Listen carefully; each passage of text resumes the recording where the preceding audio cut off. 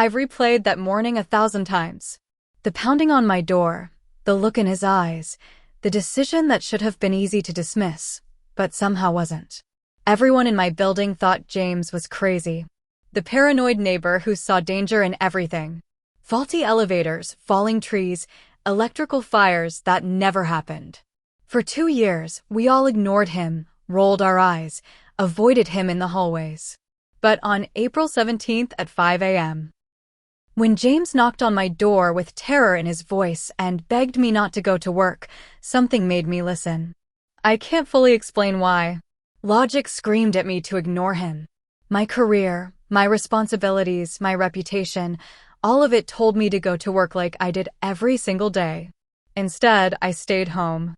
By noon, I understood why. Before we dive in, have you ever had a gut feeling that saved you or ignored a warning you wish you'd listened to? Share your thoughts in the comments below.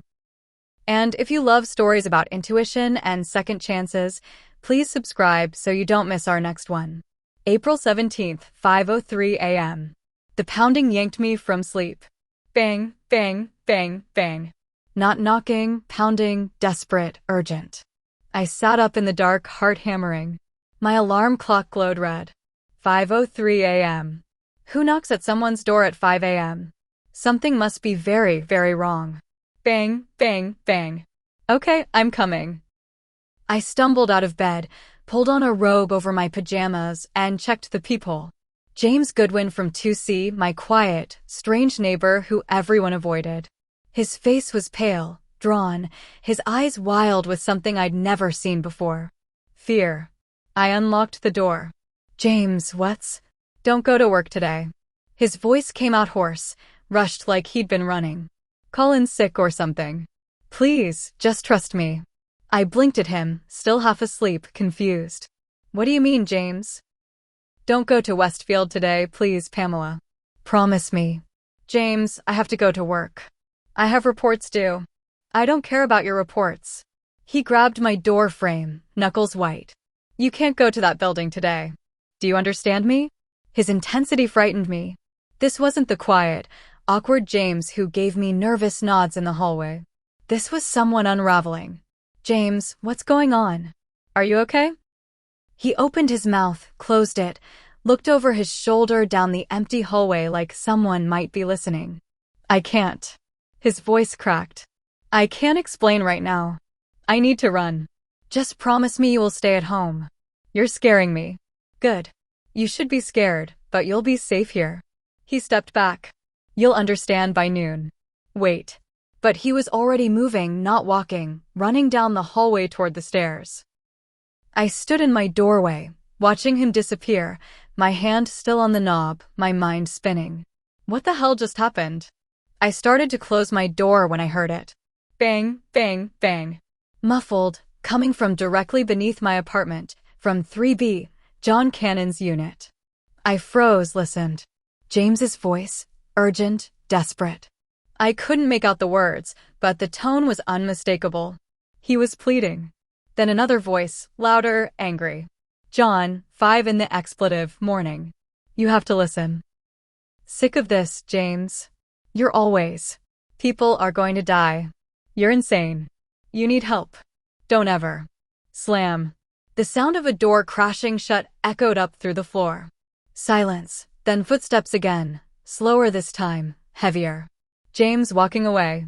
I stood there, heart pounding. John had just slammed the door in his face. A cold knot formed in my stomach. I didn't know why, but something about that moment felt wrong. I closed my door quietly, locked it, and the words echoed in my head. People are going to die. What did he know that we didn't? Was it a premonition? Was he the threat? I stood there in my dark living room trying to process. James Goodwin, 47 years old, lived alone in 2C. Quiet, polite, and according to everyone in Meadowbrook Apartments, paranoid. For 2 years, he'd been warning people about things that never happened. Frayed elevator cables, unstable trees, electrical fires. Every warning turned out to be nothing. So people stopped listening, started avoiding him, called him the guy who cries wolf. I'd done the same. Polite nods, quick hellos, nothing more. But this This felt different. I looked at my phone. A text from my coworker Lisa from last night. Did you finish the Monroe budget analysis? Norman's asking for it first thing tomorrow. Tomorrow was today. I'd promised to come in early, finish it before the 9 a.m. meeting. Norman, my supervisor, would be furious if I didn't show up. But James's face kept flashing in my mind. That raw, desperate terror. You'll understand by noon. What did that mean? I made a decision. Not out of logic, out of instinct. I texted my manager. Personal emergency. Can't come in today. Sorry for short notice. Then I sat on my couch in the dark and waited. 6:45 a.m. I couldn't go back to sleep. Made coffee, sat by my window, watched the sun rise over the parking lot. Everything looked normal, quiet, the world waking up like it did every morning. Maybe James was wrong. Maybe I just wasted a personal day on paranoia. My phone buzzed. Norman calling. I almost didn't answer, but that would make things worse. Hello, Pamela. What's this about a personal emergency? His voice was sharp, annoyed. I'm really sorry. Something came up. I can't come in today. The Monroe analysis is due at 9. You promised you'd finish it this morning. I know. I'm sorry. Can Lisa present what we have? I'll finish it tonight and send it first thing tomorrow. This is unacceptable. We have clients. I'm sorry, Norman. I have to go. I hung up before he could respond. My hands were shaking. I'd never done that before. Never hung up on my supervisor. Never called in without a real reason. But something in my gut told me, stay home. Just stay home. 7:30 a.m. I heard footsteps in the hallway. Heavy rushed. I looked through my peephole. John Cannon from 3B, sales manager, always stressed, always running late, dark suit, leather briefcase, phone pressed to his ear, heading to work. He worked at Westfield, too. A cold feeling settled in my stomach. Hadn't James talked to him? 8 a.m. I pulled out my laptop, Googled James Goodwin. Nothing unusual at first, just a LinkedIn profile. Former safety inspector for commercial buildings. Former. I kept digging. Added safety inspector to the search. Then I found it. A news article from 3 years ago. Jefferson Tower collapse kills 12. Former inspector claims he warned officials. I clicked it. Hands trembling. James Goodwin, 44, former safety inspector for Huntington and Associates, claims he filed multiple reports about structural issues at Jefferson Tower in the months leading up to its collapse. I warned them, Goodwin stated, multiple times. They called me alarmist. They fired me for causing unnecessary panic. Company representatives deny receiving any urgent safety concerns. The collapse is under investigation. I scrolled down, found a follow-up article. Jefferson Tower investigation concludes structural failures due to neglected maintenance. 12 dead. My blood ran cold. James had been right about Jefferson Tower. He'd warned them. They'd ignored him. 12 people died. And now he was warning me about Westfield. 8:30 a.m. My phone buzzed. Lisa texting. Lisa, where are you? Norman is losing his mind. Me, I told him. Personal emergency. Lisa, are you okay? Me, yeah, just needed a day. Lisa, okay.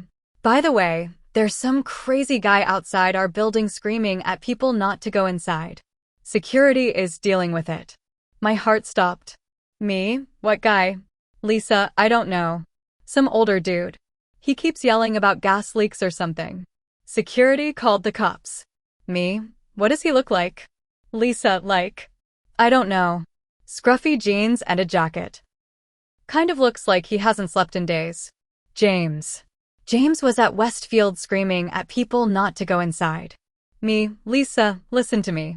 Leave the building. Lisa, what? Why? Me, just leave right now, please. Lisa, Pam, you're freaking me out. Me, I'm serious. Get out of that building. She didn't respond. I called her. Straight to voicemail. I called again.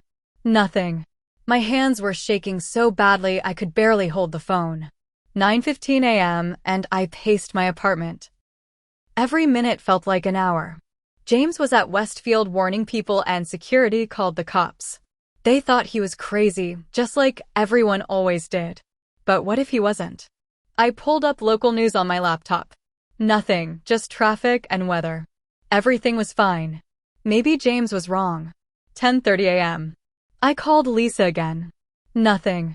Texted her. Please let me know you're okay. Nothing. 10:45 a.m. Dead silence. My phone didn't ring. The news had nothing. Normal day. Maybe I was crazy. Maybe James was crazy. But then, 11:18 a.m. breaking news. Explosion at Westfield office building. More to follow. I trembled, stared at the screen, watched the ticker scroll across the bottom. Explosion at Westfield Business Center downtown. Fire active. Emergency services on scene. Multiple injuries reported. Ringing in my ears. Grainy helicopter footage. Smoke pouring from the east wing of Westfield. It started around 11:15 a.m. with what appears to be a gas explosion in the east wing of the four-story business complex. Current reports indicate at least 25 injured and up to 5 fatalities. The building was reportedly in the midst of an evacuation when the explosion occurred. Evacuation. Someone had listened to James. Someone had finally called emergency services. But for some, too late. You'll understand by noon. I understood. 11:30 a.m. My phone rang. Unknown number. Hello. Is this Pamela Spencer? Yes. Who is this? This is David Johnson from Westfield Emergency Department. We're calling to check if you're safe. Everything went cold. Yes. Why? There was an explosion at Westfield at approximately 11:15 this morning. We're calling all scheduled employees. Can you confirm you're safe? I'm home. I didn't go to work today. What happened? How bad is it? There was a gas explosion in the East Wing. We have confirmed casualties. Ms. Spencer, you're extremely fortunate. My coworkers? I can't disclose specifics yet. We're still assessing, but there were fatalities. Fatalities. People were dead. Ms. Spencer, we'll be in touch. Please stay home. The line went dead. 11:45 a.m. I don't remember walking to James' apartment, but suddenly I was there, pounding on his door. He opened it immediately. His face was streaked with soot, his eyes red. You knew, I said. My voice didn't sound like mine. You knew. I tried. His voice broke. I tried to warn everyone. I was there at Westfield, screaming at people not to go inside. Security dragged me away, called the police. By the time they let me go, he couldn't finish. How many? I whispered. The news is saying 5 so far. 5 people dead. John Cannon from 3B. I saw him leave this morning. Did he? James nodded. He went back inside after the evacuation before. Oh my God. John was dead. John who'd called James paranoid. John who'd slammed his door in James' face. John was dead. We sat in James' apartment, both of us silent, the TV playing news coverage. Finally, I asked, how did you know about Westfield? How did you know there was a gas leak? James stared at his hands. I walk every evening, same route, past the park, down Riverside, past Westfield, then home. I've done it for 2 years. And last night around 7:30, I walked past the east side of the building. There's a utility access area there, concrete foundation, gas line access panels. He looked up at me. I saw a crack in the foundation right near where the main gas line runs underground. A crack. Not a big one, maybe 6 inches long, but deep. And the concrete around it looked wrong, discolored, like it had been compromised for a while. He swallowed. And I smelled it. Gas. Faint. So faint most people would have missed it, but I spent 15 years as a safety inspector. You learn to recognize it. That sulfur smell they add to natural gas so people can detect leaks. His hands were shaking now. I stood there for 5 minutes checking, making sure I wasn't imagining it. And the smell was there. Definitely there. So, you called everyone. I called building management. Voicemail. I called the fire department 3 times. The first 2 times they said they'd send someone to check it out. The 3rd time they finally said they'd send an inspector. At 7 this morning, I called the police, non-emergency line. They said without evidence of immediate danger, there was nothing they could do. I called the gas company. They said they'd look into it. But you knew it was serious. I've seen this before, Pamela. Gas leaks in buildings with foundation cracks. The gas seeps in, builds up in sealed spaces, between floors, in wall cavities, and when it reaches the right concentration. He didn't finish. He didn't have to. Jefferson Tower, I whispered. Yes, Jefferson Tower had the exact same warning signs. Cracks in the foundation, gas smell near the utility area. I reported it multiple times over 6 months. I documented everything. Structural cracks, foundation issues, potential gas line compromise. I begged them to evacuate, to do emergency repairs. His voice went hollow. They said I was being alarmist, costing them money. My company fired me. Said I was damaging their reputation with my unfounded panic. And then it collapsed. 6 months later, during a minor earthquake, not even a big one, just enough to stress the already compromised structure. The building pancaked. He looked at me, eyes red. I see their faces every night. I know their names. I know their families. I watch them on the news crying, asking why no one warned them. But you did warn them. Just like this morning, I was there at Westfield at 6:45 screaming at people not to go inside. I tried to physically stop people from entering. Security dragged me away. Said I was creating a disturbance. Called the cops. His voice cracked. By the time they let me go, the fire department had evacuated most of the building, but not everyone. Not John Cannon, who walked right past me while I was being handcuffed and called me a expletive lunatic. I closed my eyes. John's last words to James. I guess it was an electrical spark, probably from old wiring in the East Wing. That's all it takes. One spark. And 48 hours of accumulated gas ignited all at once. We sat in silence, the magnitude of it settling over us like ash. He broke down, sobbing. I sat next to him, put my hand on his shoulder. You saved me, James. He looked at me, tears streaming down his face. You're the first person in 3 years who actually listened to me. The first one. Then I'm glad I was that person. The final death toll was 5. John Cannon, 35, sales manager, wife, and 2 children. Janet Bynes, 42, receptionist. Hugo Webb, 28, junior accountant. Denise Hart, 51, senior analyst. Omar Jackson, 33, IT specialist. 5 people who went to work on a Tuesday morning and never came home. The investigation revealed everything James had tried to warn about. Corroded gas pipe, structural crack in the foundation, gas building up for 48 hours in sealed wall cavities. The building had been flagged for comprehensive inspection 4 months earlier, delayed due to budget constraints. 6 months later. James and I have coffee every now and then. We don't talk about that day much. We don't need to. Last week, something happened at my new office. I noticed a fire alarm panel blinking red. System malfunction, I told Norman. That needs to be fixed today. I'll put in a work order. No, today. It's a safety hazard. You're overreacting. Fix it today, or I'm calling the fire marshal. He stared at me, then nodded. The alarm was fixed that afternoon. I learned something that day, something I'll carry for the rest of my life. Warnings aren't always logical. Sometimes they're just a feeling, a gut instinct, a neighbor pounding on your door at 5 a.m. with terror in his eyes. And sometimes the difference between life and death is simple, whether you listen. And every day I'm grateful for paranoid neighbors who refuse to stay silent. For instincts that speak louder than logic. For the knock on my door that saved my life. Because James Goodwin isn't crazy. He's careful. He's watchful. And safety is not something to be neglected over productivity. Have you ever had a gut feeling that saved you or ignored a warning you wish you'd taken seriously? Share your story in the comments below. If this story about intuition, the importance of listening to warnings, and how one neighbor's refusal to stay silent saved a life touched your heart, please hit that like button and subscribe for more powerful true stories every day.